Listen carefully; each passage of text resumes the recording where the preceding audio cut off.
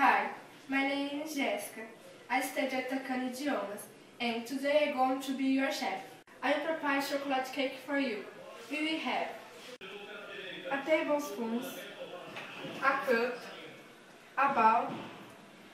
We need to prepare our recipe. Place the first 4 ingredients and mix them until the dough becomes very light. 2 eggs,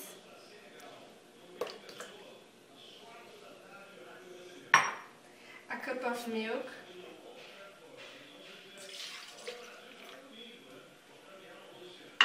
a tablespoon of margarine,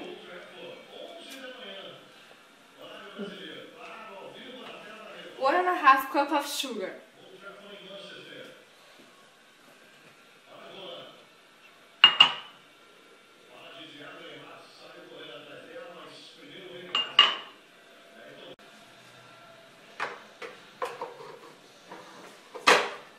ligar na tomada.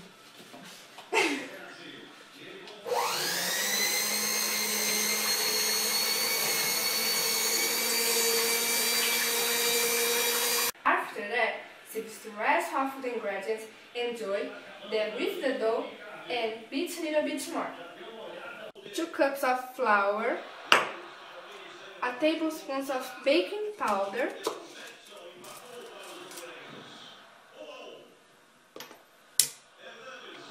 a cup cocoa.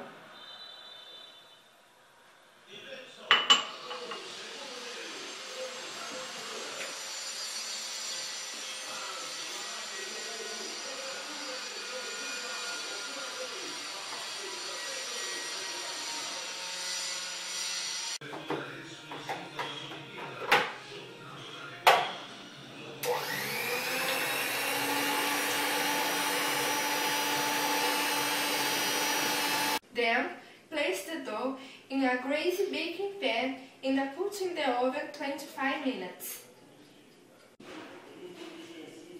Put in the oven 25 minutes. Now, let's prepare chocolate topping. Delicious! Put all the topping ingredients in the saucepan and cook them for 10 minutes. Half cup cocoa,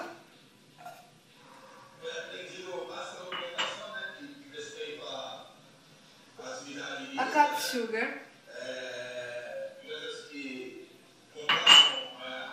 2 tablespoons of margarine,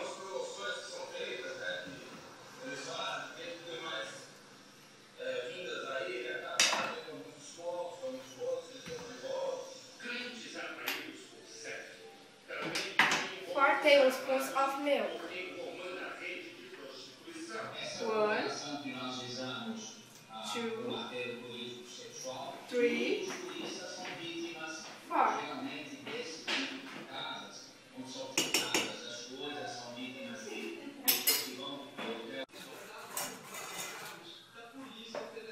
Delícia!